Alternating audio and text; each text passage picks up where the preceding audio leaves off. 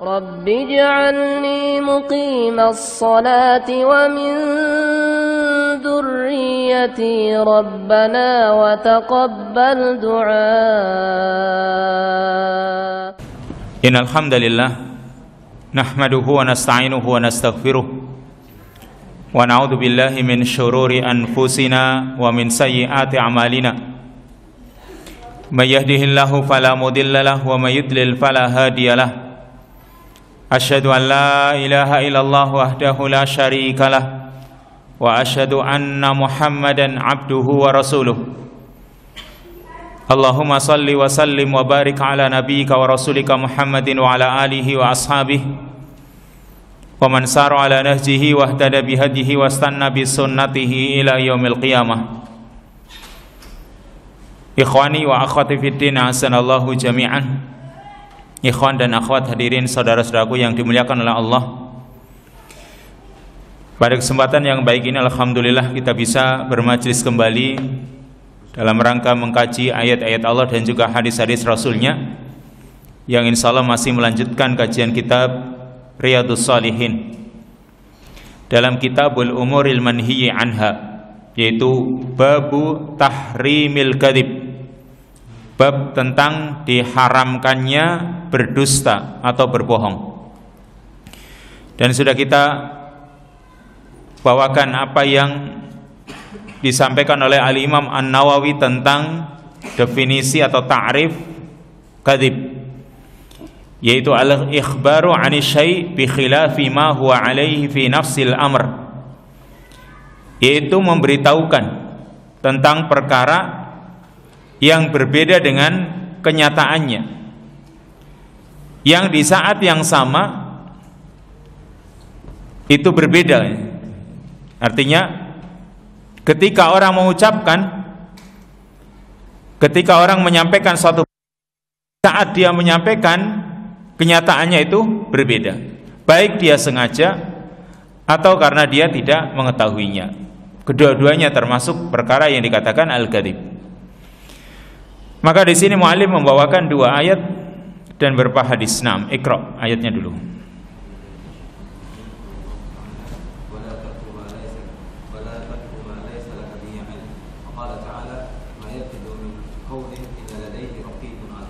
Naam, ayat yang pertama yaitu surat Al-Isra ayat yang ke-36.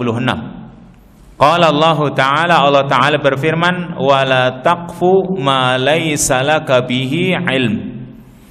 Dan jangan kamu mengikuti sesuatu yang tidak ada ilmu bagimu. Jangan kamu mengikuti sesuatu yang kamu tidak tahu ilmunya.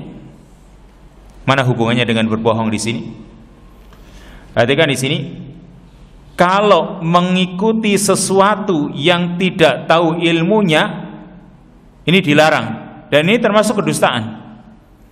Bagaimana kalau dikatakan dusta? Yaitu mengikuti sesuatu yang tidak ada ilmunya. Seperti kita itu memberitahukan perkara yang tidak kita ketahui. Berarti kan sama dengan kita mengikuti sesuatu yang tidak ada ilmunya. Kita menyampaikan sesuatu kepada orang lain yang kita sendiri tentang berita ini kita tidak tahu.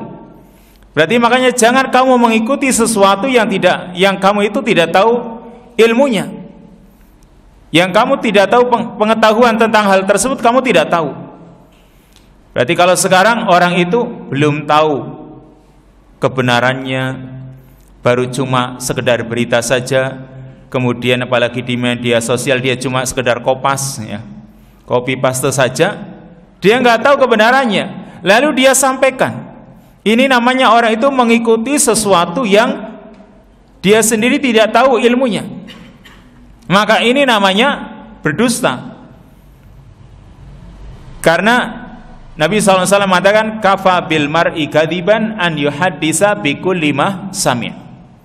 Cukuplah orang itu dikatakan dusta kalau dia itu mengatakan semua yang dia dengar. Jadi yang dia dengar dia sampaikan, dia dengar dia sampaikan. Siapa tahu yang dia dengar itu perkara yang bohong. Berarti kalau dia menyampaikan, berarti dia menyampaikan sesuatu yang bohong, sesuatu yang dusta. Ini mengikuti sesuatu yang kita itu tidak tahu ilmunya, yaitu dengan tadi menyampaikan berita-berita yang kita sendiri belum mengetahui kebenarannya. Ini dikatakan suatu kedustaan. Apalagi kalau kita itu sudah tahu yang benar, atau kita sudah mengetahuinya lalu kita mengatakan sesuatu yang berbeda dari kenyataannya, maka ini namanya apa? Namanya lebih dusta lagi, kan gitu.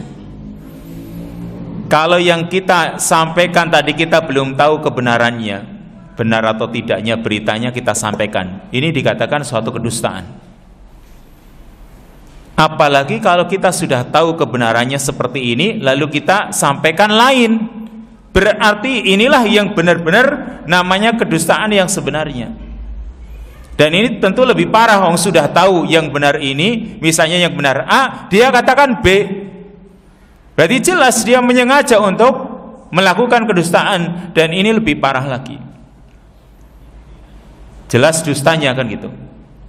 Ini Allah Subhanahu wa taala mengatakan wala taqfu ma laisa laka bihi ilm. Jangan kamu mengikuti sesuatu yang kamu tidak mengetahuinya, yang kamu tidak memiliki pengetahuan tentang hal tersebut.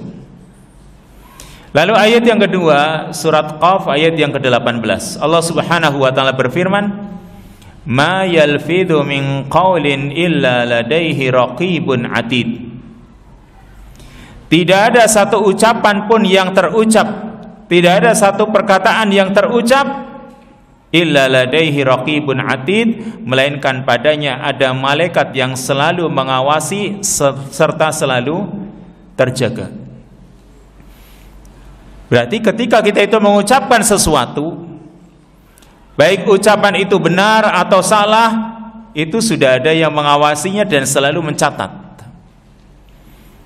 Ini malaikat yang ada di samping kanan kiri kita, keduanya selalu raqibun atidun, ya, selalu mengawasi, selalu terjaga, nggak pernah ngantuk, nggak pernah absen. Ini dua malaikat yang ada di samping kanan kiri kita, yang berarti ya, segala sesuatu yang kita ucapkan itu semuanya tercatat, termasuk perkara yang dusta. Kalau kita mengucapkan sesuatu yang sifatnya dusta, berarti itu tercatat sebagai satu kedustaan. Kalau satu ucapan itu adalah ucapan dusta, maka tercatat di sisi Allah Subhanahu wa taala sebagai satu kedustaan. Sahabat Abdullah bin Amir bin Rabi'ah, dia pernah bercerita ketika dia masih kecil. Itu dia bersama ibunya, dan waktu itu Rasul SAW ada di tempatnya. Ibunya memanggil dia, "Ya bunayya ta'al, wahai anakku kemari." Ini kata Abdullah bin Amir ini. Dia menceritakan dulu ketika masih kecil. Ibunya memanggil dirinya, "Ya bunayya ta'al, wahai anakku kemarilah, u'tik, aku beri sesuatu." Lalu kata Rasul SAW Rasul bertanya kepada ibunya Amir ini, "Apa yang akan kamu berikan kepada anakmu ini?" Kata ibunya, "Akan aku beri dia satu butir kurma." Kata Nabi SAW, ya, "Ama innaki laulam tu'tihi syai'an kutibat alaiki kadibah." Kalau kamu sudah memanggil anakmu, "Kemari aku beri," kamu tidak memberinya, maka sudah tercatat satu kedustaan untukmu. Artinya itu tercatat dosa, yaitu satu kedustaan. Jadi kalau kita misalnya memanggil anak kita, "Ayo kemari, saya beri," ternyata nggak diberi, ini sudah suatu kedustaan ini. Ya, kalau sekarang kita itu sering mengucapkan janji-janji yang itu dusta, berarti berapa kali kita itu berdusta, terutama kepada keluarga kita, kepada anak kita. Ya nanti saya beliin misalnya, ternyata nggak dibeliin, suatu kedustaan itu. Apalagi kadang seorang ibu misalnya ketika nyuapi anaknya nggak mau makan, dibilang, "Ih, ada tikus, ada condol misalnya, biar dia makan." Satu kedustaan sudah tercatat, karena nggak ada, tapi dia bilang ada, maka berarti sudah tercatat. Atau misalnya ada seorang anak yang pengen ikut ayahnya. Ayahnya mau pergi, sudah pegang motor, anaknya masih saja di motor itu. Ayahnya bilang kepada anaknya, nak tuh dipanggil Umi. Padahal ibunya ini nggak manggil. Kamu dipanggil Umi sana. Sehingga anaknya turun. Berarti dia telah dibohongi dengan satu kebohongan. Oleh siapa? Oleh ayahnya. Ayahnya sejak kecil sudah ngajari anaknya bohong. Makanya kalau orang tua itu dibohongi anak, mungkin dulu waktu kecil dia sering dibohongi. Jadi kita itu harus menyadari, ini satu kebohongan tercatat di sisi Allah Subhanahu wa taala sebagai satu kebohongan. Ma yalfidhu min qaulin illa ladaihi raqibun atid. Tidak ada satu ucapan yang terucap melainkan ada malaikat raqib yang atid yang selalu mengawasi, selalu mencatat dan terjaga, tidak pernah absen. Dia mencatat semua yang kita ucapkan, termasuk kebohongan-kebohongan itu. Makanya kita pun berusaha menjaga lisan kita, terutama pada diri kita, pada keluarga kita, karena itu nanti akan tercermin dalam kehidupan bermasyarakat. Kita jaga dalam keluarga kita. Kalau kita itu sudah sekali berbohong, nanti akan bertumpuk-tumpuk sebagaimana disebutkan dalam hadis yang ke-1542 ini. 6, Iqra.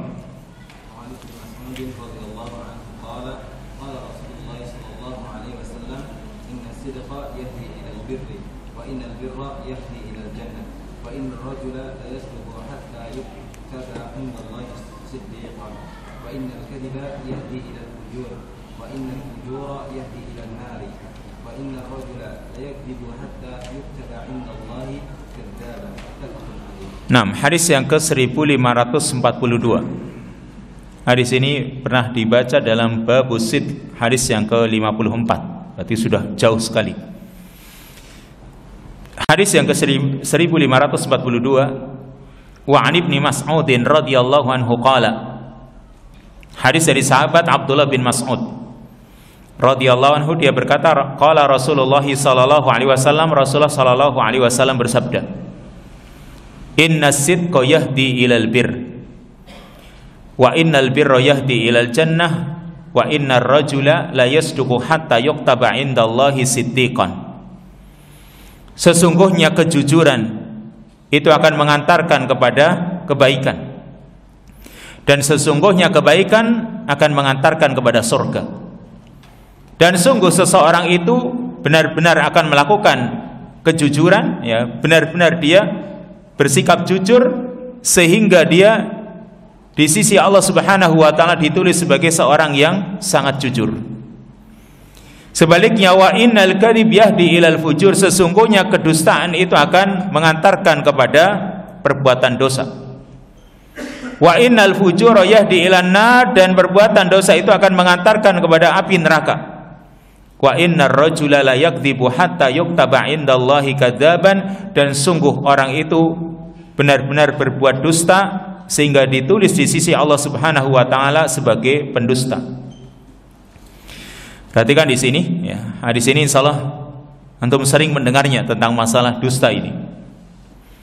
Dikatakan bahwasanya inna sidqa yahdi ilal bir, sesungguhnya kejujuran itu mengantarkan, membawa kepada kebaikan. Kalimat albir ini kalimat yang singkat atau yang disebut dengan kalimat jami'ah. Kalimat singkat tetapi maknanya luas. Ini albir. Kenapa sih? Karena albir ini mencakup semua bentuk kebaikan, yaitu semua perkara yang dicintai oleh Allah Subhanahu wa taala berupa amal saleh, itu namanya albir, kebaikan. Jadi makna kebaikan kan luas.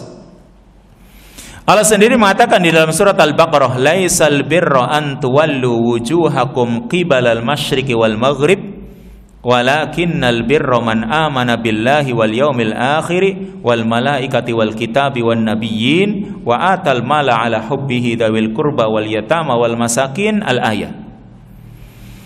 Kata Allah, laisal birra an tuwallu wujuhakum qibalal masyriqi wal maghrib. Bukanlah kebaikan itu kalian memalingkan wajah-wajah kalian ke arah timur dan barat. Akan tetapi kebaikan itu walakinnal birra man amana billah. Kebaikan itu adalah orang yang beriman kepada Allah. wal yaumil akhir dan hari akhir, ya. Wal malaikat dan juga para malaikat, wal kitab juga beriman kepada kitab, wan nabiyyin serta para nabi dan seterusnya. Ini ayat yang cukup panjang. Yang di ayat ini Allah Subhanahu wa taala menjelaskan tentang makna albir, makna tentang kebaikan. Jadi kebaikan itu bukan cuma menghadap ke arah mana saja, mau ke arah timur, ke arah barat. Jadi ini ceritanya tentang orang yang ketika sholat, mereka itu ketika menghadap ke, dulu kiblat pertama kan ke Masjidil Aqsa, lalu diarahkan, dipalingkan atau dipindah kiblat itu ke Masjidil Haram, sehingga para sahabat itu bingung kalau dulu ketika sholat menghadap ke arah Masjidil Aqsa, yang berarti kalau orang di Madinah sholat menghadap ke arah Masjidil Aqsa kan menghadap ke arah, ya, ke arah utara kan. Lalu ketika dipalingkan menghadap ke Mekah berarti menghadap ke arah selatan. Mereka bingung, dulu kita itu menghadap ketika sholat, ya, yang waktu itu sholat ini terjadi sampai beberapa tahun. Dulu sholat kita itu ketika menghadap ke arah Masjidil Aqsa dinilai pahala apa enggak? Maka Allah Subhanahu wa taala menerangkan bahwasanya yang namanya kebaikan itu bukan urusan menghadapnya, tapi urusannya adalah ketaatan kepada Allah Subhanahu wa taala. Ini yang namanya kebaikan, yaitu taat kepada Allah Subhanahu wa taala, bukan urusan menghadap ke arah Masjidil Haramnya atau Aqsanya atau mungkin ke arah yang lain, karena yang namanya kebaikan itu adalah intinya ketaatan kepada Allah Subhanahu wa taala, mengikuti syariatnya, tunduk dengan aturan-aturannya. Itu yang namanya albir, kebaikan. Nah, jika seorang itu bersikap jujur dalam segala hal, yaitu jujur dalam niat dan tujuannya, jujur dalam keimanannya, jujur dalam ucapannya atau janjinya, dan jujur dalam segala keadaannya. Ini contoh ya, orang itu jujur dalam niat dan tujuannya. Misal orang kemari bermajelis, niatnya mau apa coba? Jujur kan ya? Kita niatnya kemari itu untuk apa? Kalau kita niatnya kemari jujur ingin mendapatkan ilmu, misalnya mencari ilmu, Allah akan berikan banyak kebaikan. Kenapa? Kejujuran di sini, jujur dalam niatnya. Niatnya apa coba? Kalau niatnya cuma ingin ketemu orang saja misalnya, ya sudah. Kebaikan-kebaikan ini tidak banyak dia dapatkan. Kalau dia itu jujur dalam niatnya, dalam melakukan kebaikan apapun, Allah Subhanahu wa taala akan tunjukkan banyak kebaikan. Karena dia jujur dalam niatnya. Juga orang jujur dalam keimanannya. Dia sadar kalau dirinya beriman ketika misalnya di hadapannya ada kebaikan-kebaikan. Kalau dia beriman, dia berusaha, saya harus melakukan ini karena saya beriman. Jadi kalau orang jujur dengan keimanannya, bahwa dirinya itu mengaku seorang yang beriman, di hadapannya ada banyak kebaikan, dia berusaha untuk menjalankannya. Kalau di hadapannya ada kejelekan, ada maksiat, karena dia jujur dengan keimanan, saya beriman, maka saya nggak mau melakukan maksiat tersebut. Ini orang yang jujur dengan keimanannya. Orang juga harus jujur dengan ucapannya, dengan janjinya. Orang kalau jujur dia dengan ucapannya, misalnya ketika berjanji dia juga jujur, maka Allah Subhanahu wa taala akan berikan keteguhan hati untuknya. Karena dia ini orang yang selalu komitmen dengan ucapannya. Juga jujur dalam segala keadaannya. Selalu berusaha menjalankan ketaatan kepada Allah Subhanahu wa taala. Jadi dengan segala keadaan kita itu jujur. Kita itu menyadari diri kita jujur dengan diri kita, dengan keadaan kita. Misal begini, kita itu sebenarnya jujur nggak sih kalau kita itu mampu untuk menunaikan ibadah haji? Ini misal, kita mampu nggak sih, kan gitu ya? Kita jujurlah dengan diri kita, kan gitu. Yang kalau jujur, insya Allah Dia berusaha untuk melakukannya. Iya, saya mampu kan misalnya. Sehingga orang berusaha untuk melakukannya. Kenapa? Dia jujur dengan keadaan dirinya. Dan Allah sendiri mengatakan di dalam ayat, balil insanu ala nafsihi basirah walau alqa ma'adirah.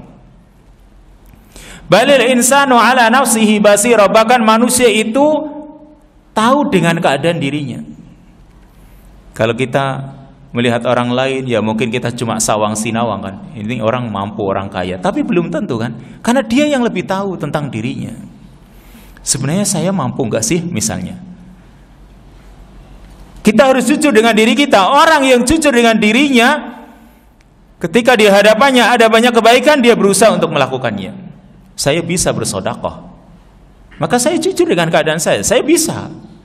Maka kebaikan pun akan dia jalani, karena dia jujur dengan keadaan dirinya.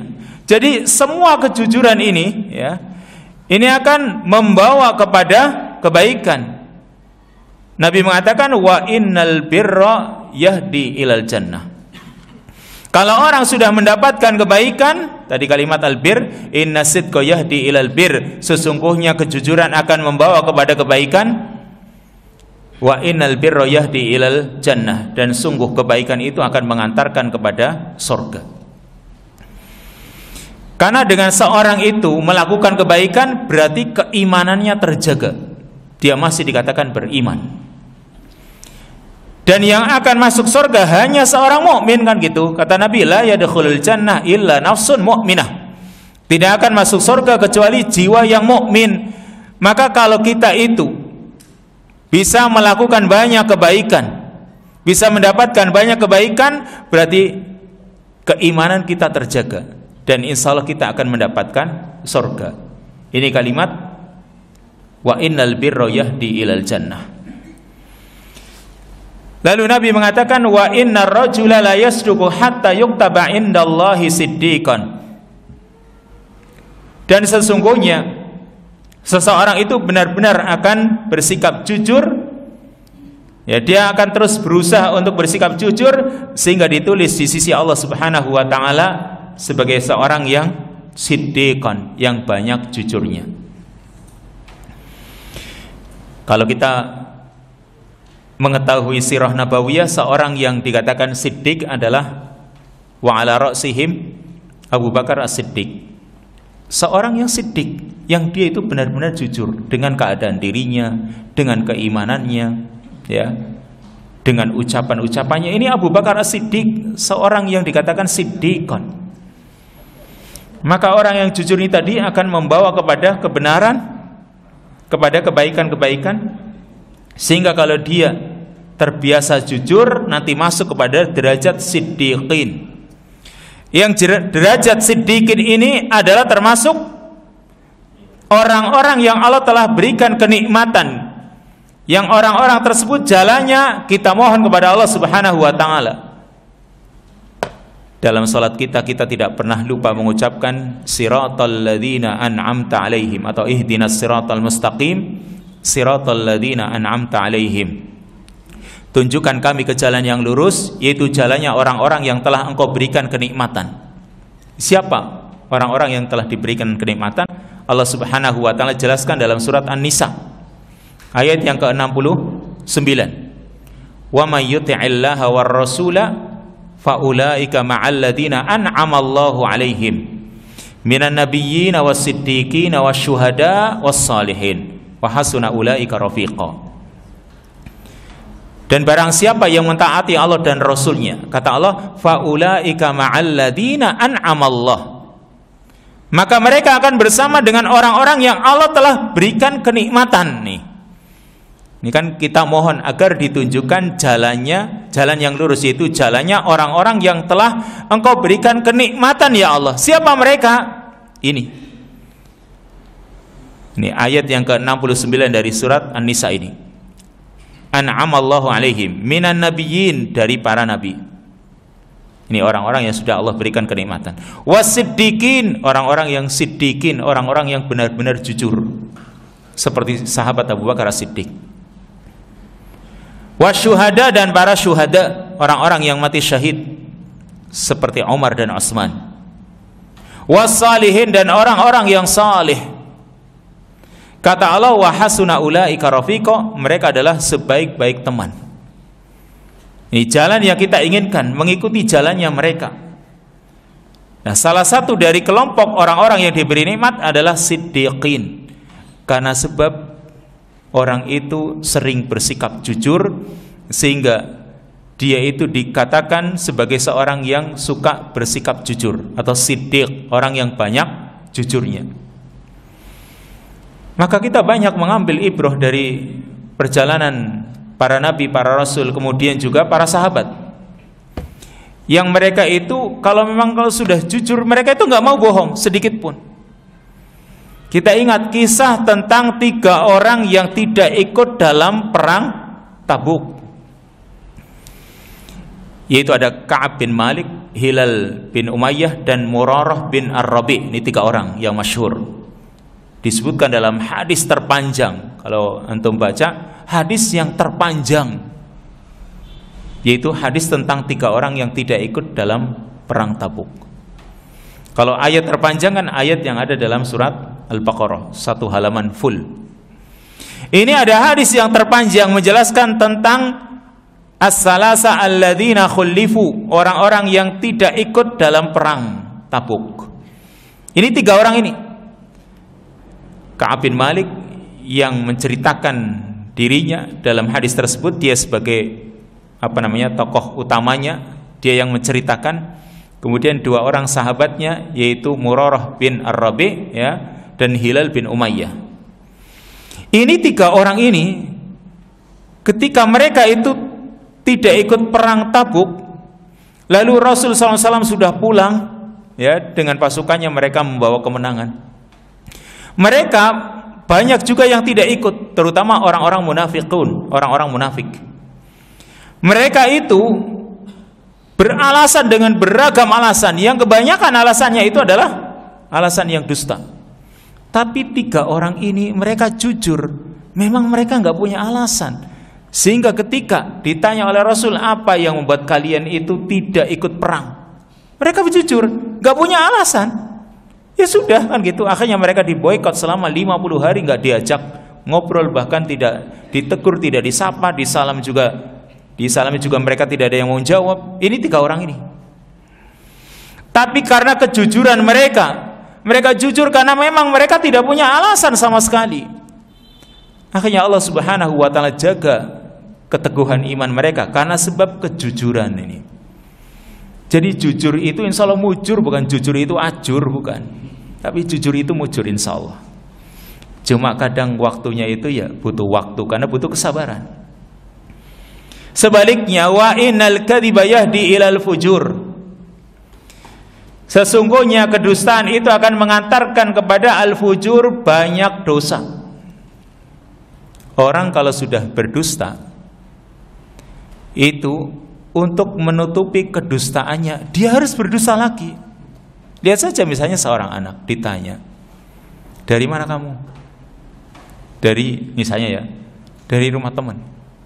Teman siapa? Buat ngarang-ngarang lagi. Padahal mungkin dia dari mana, misalnya nonton atau apa, misalnya dari mana? Dari rumah teman. Ngapain?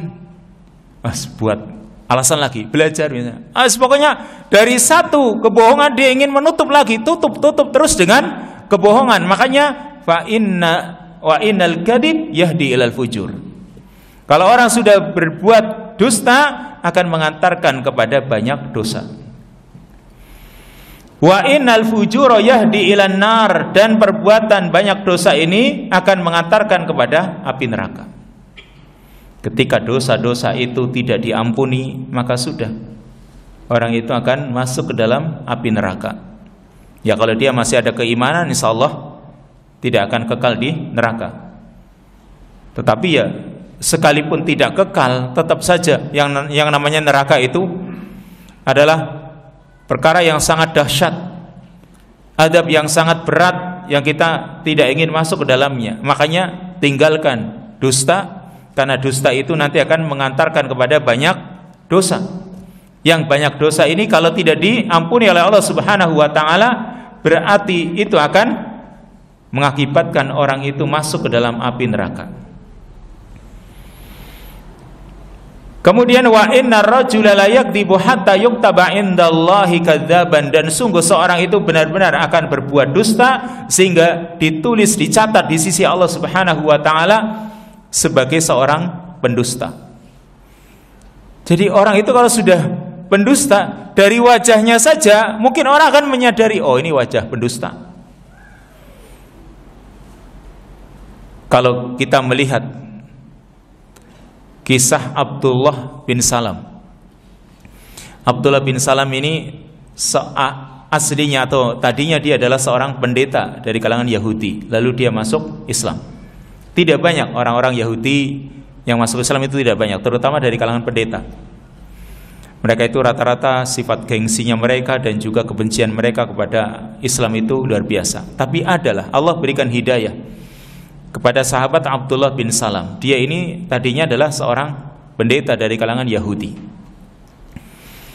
Ketika Nabi SAW datang hijrah ke kota Madinah, maka Abdullah bin Salam ini ingin menemui Rasul SAW. Dan betul, ketika menemui Rasul SAW, dia melihat wajah beliau SAW itu bukan wajah pendusta. Jadi begitu melihat wajahnya Rasul, itu langsung tertarik. Dia itu tidak melihat kedustaan sedikit pun pada wajah Nabi SAW. Karena beliau sendiri mengatakan, fama an ra'aitu wajahu hatta araftu annahu laisa biwajhin kadhib. Dalam waktu tidak lama ya, aku melihat wajah beliau itu, kata Abdullah bin Salam, bukan wajah pendusta. Jadi dia bisa membedakan, ini wajah yang suka bohong, ini yang jarang bohong, ini yang tidak pernah bohong. Jadi wajahnya Nabi SAW dilihat oleh Abdullah bin Salam, ini wajah orang yang tidak pernah berdosa, sehingga dia pun tertarik masuk Islam dan Allah berikan hidayah untuknya sehingga dia menjadi seorang muslim. Ini sahabat Abdullah bin Salam bisa mengetahui ini wajah pendusta, ini yang bukan. Meskipun kita juga tidak tahu kan ya, yang pendusta kayak apa coba, kan nggak tahu kan itu. Yang jelas ternyata kadang mungkin nampak orang yang suka berdusta, bisa saja orang lain mengetahui ini loh wajah yang seperti ini nih yang pendusta. Yang di dunia saja sudah diketahui, apalagi nanti di sisi Allah Subhanahu wa taala di akhirat, tentu akan dibongkar semuanya sehingga akan menjadi penyesalan bagi orang-orang yang berdusta. Demikian kesimpulan dari hadis ini. Pertama, hadis ini sebagai anjuran agar orang itu bersikap jujur. Karena sikap jujur ini akan mengantarkan kepada banyak kebaikan. Yang kedua, hadis ini sebagai tahdzir, sebagai peringatan. Peringatan agar kita itu meninggalkan perbuatan dusta. Dan kita itu jangan menganggap remeh yang namanya dusta.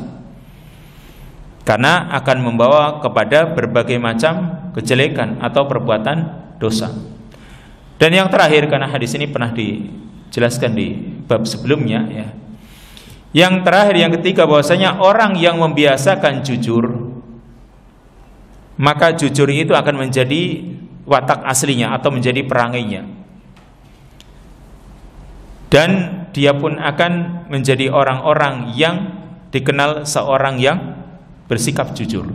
Tapi sebaliknya, kalau dia dusta, maka dusta itu akan menjadi watak aslinya atau menjadi perangainya, sehingga dia pun dikatakan pendusta, dan itu yang tidak kita inginkan. Wal'iyadzubillah. Lanjut hadis yang ke 1543.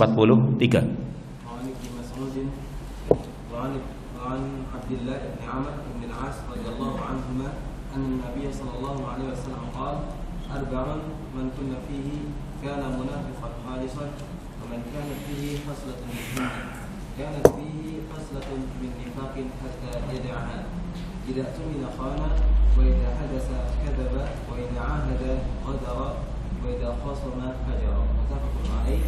وقد سبق بيانه مع حديث أبي هريرة بنحوه في باب الوفاء بالعهد. Nah, hadis yang ke 1543. Wa an Abdullah bin Amr bin al-As radhiyallahu anhuma. Hadis dari sahabat Abdullah bin Amr bin As radhiyallahu anhuma.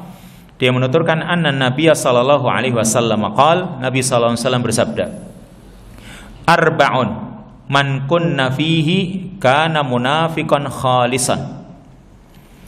4 perkara yang barang siapa keempat perkara itu ada padanya, maka dia adalah seorang munafik yang khalis, munafik yang murni, munafik asli. Wa man kanat fihi khaslatun minhunna, dan barang siapa yang ada pada dirinya salah satu bagian, ya, salah satu perkara dari keempat perkara tersebut, kanat fihi khaslatun min nifaq, berarti ada pada dirinya salah satu dari kemunafikan, salah satu perkara dari kemunafikan, hatta yada'aha, sehingga dia meninggalkannya. Apa keempat perkara tersebut? Idza tumina khana, yaitu ketika diberi amanah dia khianat. Wa idza haddasa kadzaba, ketika dia berdusta, ketika dia berbicara dia dusta. Wa idza ahada ghadara, ketika dia berjanji dia mengingkari. Wa idza khasama fajara, dan ketika dia bertengkar maka dia melampaui batas.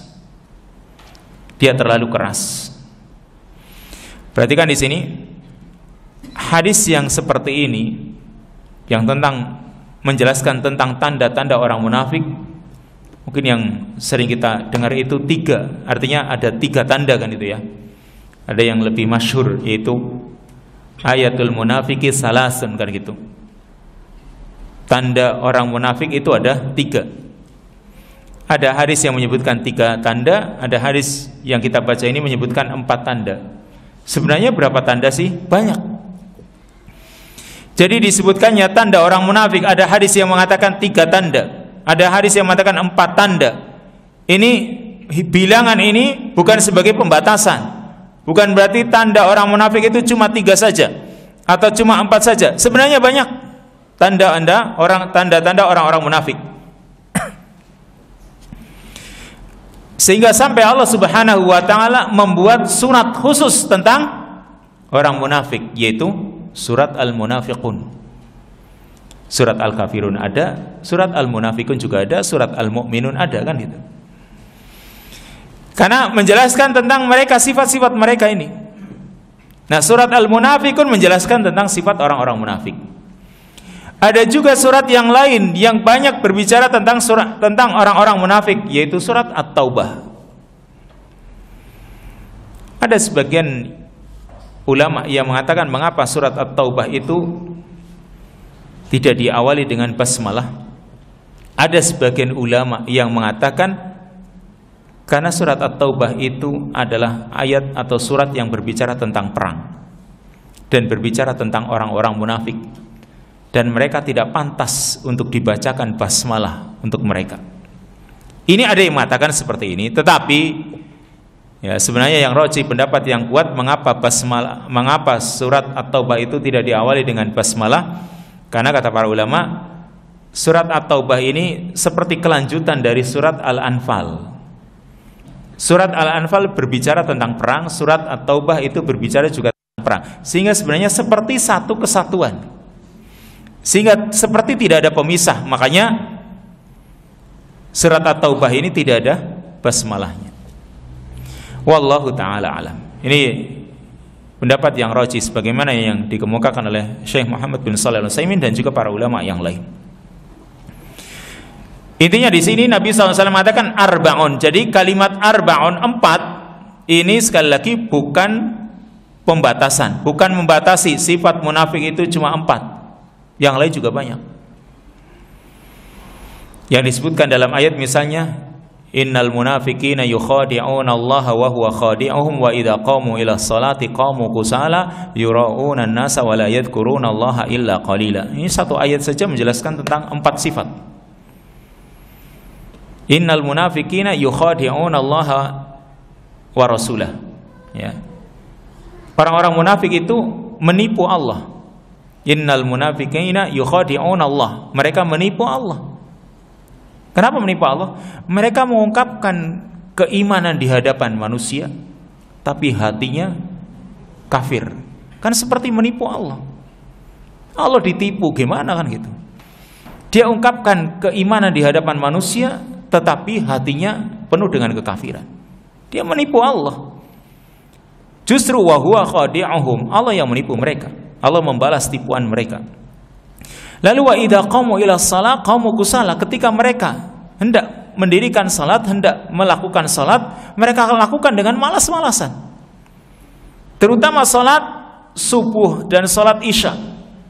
Karena tidak ada yang menyaksikan. Kalau salat maghrib kan banyak, sehingga mereka bisa melihat, oh si fulan salat jamaah nih. Sehingga mereka itu merasa dipuji, senang orang munafik ini. Tapi kalau salat subuh mereka nggak kelihatan. Apalagi di zaman Nabi kan tidak ada lampu kan gitu. Zaman Nabi itu tidak seperti sekarang, mau salat subuh, mau salat apa kelihatan nih si fulan. Di zaman Nabi nggak kelihatan. Kalau salat subuh itu nggak kelihatan ini si fulan siapa. Makanya sahabat Umar bin Khattab dibunuh oleh Abu Lu'lu'ah al-Majusi di saat salat subuh, karena mereka itu nggak tahu kalau ini orang Majusi ikut sholat gitu. Dia pakai pakaian seperti kaum muslimin yang lain. Orang nggak tahu kalau ini orang Majusi ikut sholat. Ternyata dia mau membunuh Umar bin Khattab radhiyallahu an. Jadi karena nggak ada lampu, mereka itu kalau salat subuh nggak kelihatan, nanti nggak dipuji. Sehingga orang-orang munafik itu malas. Wa idza qamu ila shalah qamu kusala. Lalu yura'unan nas, mereka itu sukanya riya dalam amalan-amalan mereka. Ini orang-orang munafik. Wala yadhkurunallaha illa qalila, dan mereka tidak banyak berzikir kepada Allah Subhanahu wa taala kecuali hanya sedikit. Mengingat Allahnya itu sedikit, ini orang-orang munafik. Sifat-sifatnya banyak. Disebutkan di banyak ayat pula. Nah, di sini kata Nabi, arba'un man kunna fihi kana munafiqan khalisan. 4 perkara yang barang siapa keempat perkara ini ada padanya, berarti kalau keempat perkara ini berkumpul pada dirinya, kana munafiqan khalisan, maka dia dikatakan seorang munafik yang murni. Berarti dia murni munafik kan ya? Berarti dia diancam dengan ancaman innal munafiqina fid darkil asfali minan nar. Sesungguhnya orang-orang munafik itu berada di jurang neraka yang paling bawah. Maka perhatikan. Kata para ulama, ini yang disebutkan sifat-sifat ini atau keempat sifat ini adalah nifaqul amali, nifaq amalan. Bukan nifaq i'tiqad. Apa sih bedanya?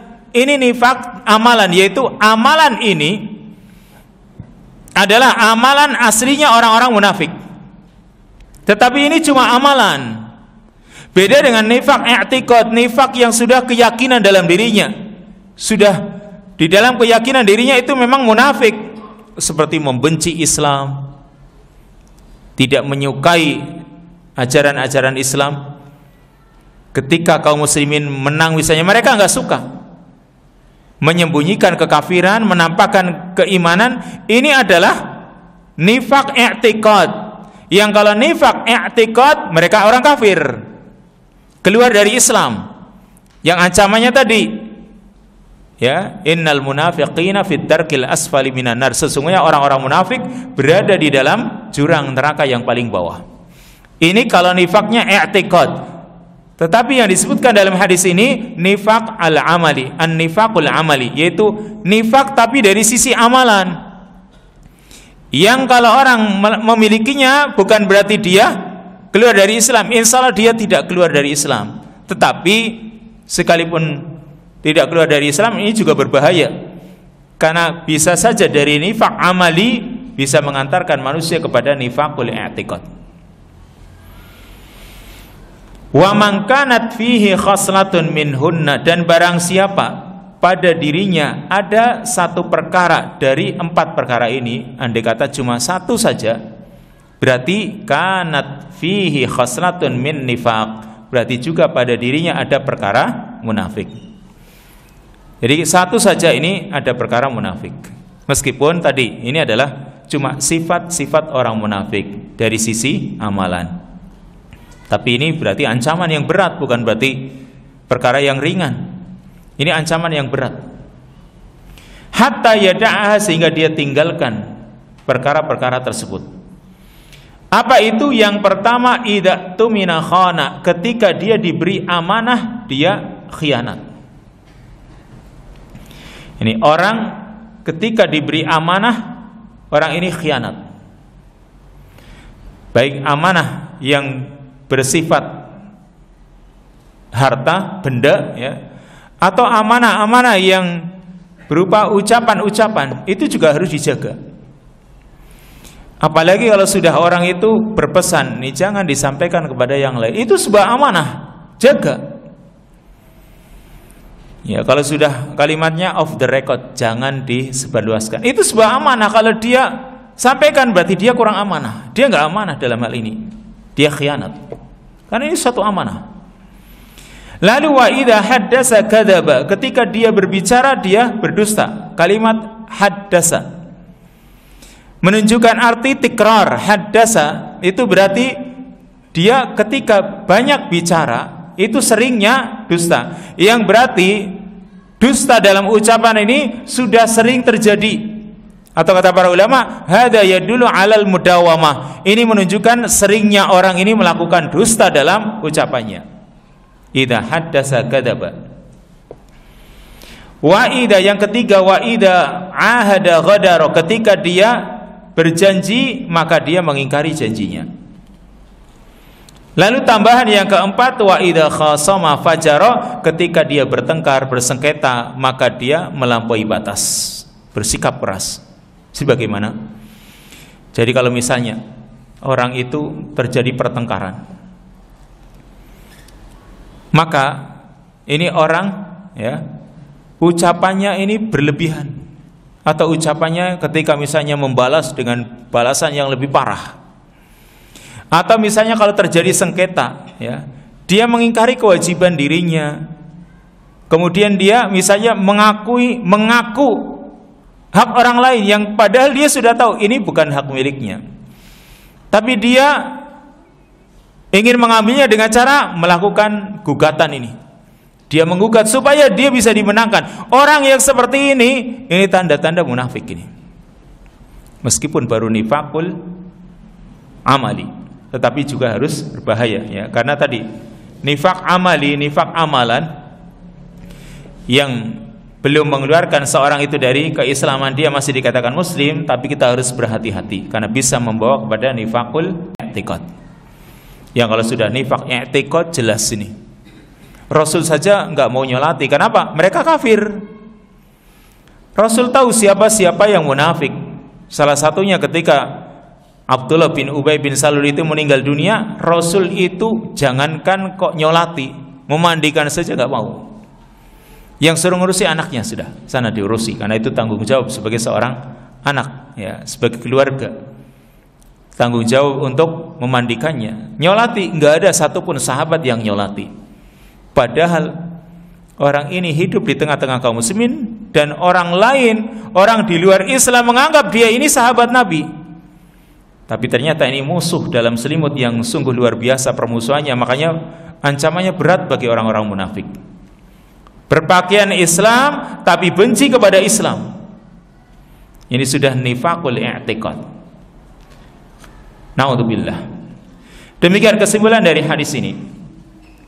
Pertama, al-hadar, berhati-hati. Orang itu harus hati-hati dari keempat sifat ini, karena ini merupakan sifat al-munafikin, sifat orang-orang munafik.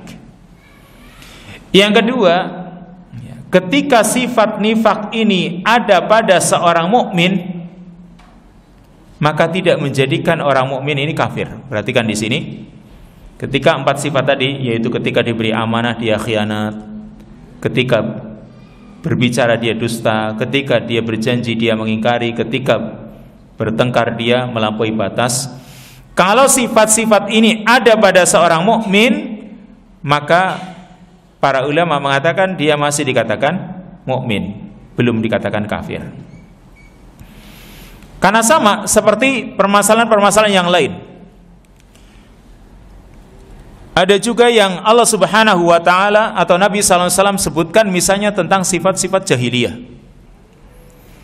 Misal dalam hadis Nabi sallallahu alaihi wasallam mengatakan, arba'un fi ummati min amril jahiliyah la yatrukunahunna.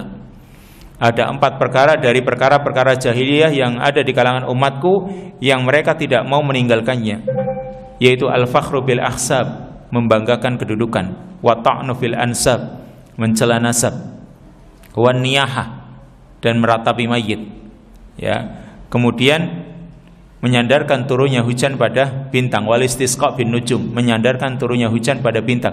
Ini semua adalah perilaku-perilaku jahiliyah. Lah kalau orang melakukannya, apakah dia berarti jahiliyah? Ya, belum dikatakan jahiliyah, belum dikatakan dia kafir.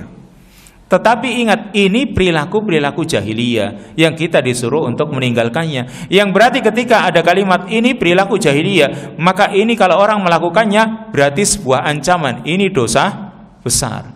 Sebagaimana di hadis ini tentang kemunafikan. Maka kalau orang melakukannya berarti ini sebuah dosa dosa yang besar. Atau contoh yang lain masih jahiliyah, yaitu sahabat Abu Dzar. Sahabat Abu Dzar, dia pernah mencela budaknya dengan memanggil budaknya dengan panggilan ya ibnas sauda, wahai anaknya wanita yang hitam. Budaknya dipanggil wahai anaknya budak yang hitam atau anaknya wanita yang hitam. Maka kalimat ini didengar oleh Nabi SAW. Nabi mengatakan kepada sahabat Abu Darda, innaka mru'un fika jahiliyah, sesungguhnya kamu wahai Abu Darda pada dirimu ada perkara jahiliyah. Apakah kafir dia? Tidak. Tapi maksudnya ini perkara yang jangan kamu anggap remeh. Ini model jahiliyah yang seperti ini. Berarti sama, perhatikan di sini. Kalau kita itu manggil orang dengan nama yang bukan aslinya, itu adalah kefasikan. Allah sendiri sudah mengatakan bi'salismul fusuq ba'dal iman. Sejelek-jelek nama adalah kefasikan sudah iman. Itu ancaman. Maksudnya kalau kita itu manggil orang, panggil namanya yang bagus. Kalau ada paraban yang jelek, tinggalkan. Tanya, nama antum siapa sih? Yang benar gitu, yang punya makna yang bagus. Oh, namanya ini. Oh, panggillah itu. Tapi dia sudah terkenal dengan parabannya misalnya. Tapi kan dia punya nama dan panggil dengan yang baik. Ini nama yang baik ditukar dengan nama yang tidak baik. Ini namanya, ya kata Allah tadi, bi'sa al-ismu al-fusuqu ba'dal iman. Sejelek-jelek dosa, ya, bi'sal ismu, sejelek-jelek dosa adalah al-fusuqu ba'dal iman, fasik sesudah keiman. Kan tadi namanya baik, itu nama yang penuh dengan keimanan, diganti dengan kefasikan. Jadi kita itu kalau sudah tahu namanya siapa sih sebenarnya, oh si fulan, udah panggil dengan panggilan yang bagus. Kalau kita tetap jarak, tetap ngeyel, berarti kita itu yang salah. Sudah diingatkan dengan ancaman di sini bi'salismul fusuqu ba'dal iman, kita masih tetap ngeyel juga. Terus mau diancam apa lagi? Ini sama di sini juga ancaman kekafiran, ancaman kemunafikan di sini. Kemudian yang ketiga, bahwa sikap dusta jika berulang-ulang, tikrar, ya. Jika orang itu berdusta, kemudian dusta ini sampai berulang-ulang, maka akan menjadi kebiasaan dan akan menjadi perangai untuk dirinya, dan inilah perilaku al-munafiqin, perilakunya orang-orang munafik. Lanjut, hadis yang ke 1544.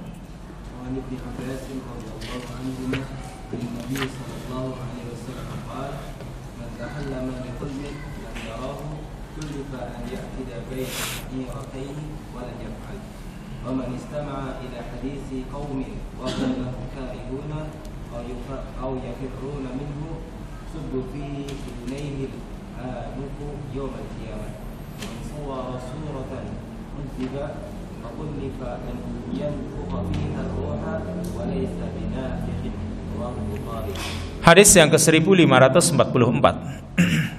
Ternyata banyak sekali permasalahan atau kandungan dari hadis ini. Wa an Ibnu Abbas radhiyallahu anhuma, hadis dari sahabat Ibnu Abbas radhiyallahu anhuma. Ani Nabi sallallahu alaihi wasallam, dari Nabi sallallahu alaihi wasallam, qala, beliau bersabda, man tahallama bihulmin lam yarahu kullifa an yaqida baina sya'iratain walan yaf'al. Barang siapa yang mengaku bermimpi dengan suatu mimpi, Lam yarahu, padahal dia tidak bermimpi. Dia mengaku bermimpi, melihat sesuatu dalam mimpinya, padahal dia tidak melihatnya, ya, mengaku bermimpi dengan suatu mimpi padahal dia tidak bermimpi, maka dosanya nih kullifa an yaqida baina sya'iratain, nanti akan dituntut, dibebani, dihukum dengan an yaqida baina sya'iratain, mengikat di antara dua helai rambut. Walan yaf'al, kata Nabi, dan dia tidak akan mampu melakukannya. Apa ngikat rambut tanggal ya? Nah, misalnya. Ini sesuatu yang berat ini nanti. Karena rambut yang kecil kan susah. Nanti akan diterangkan.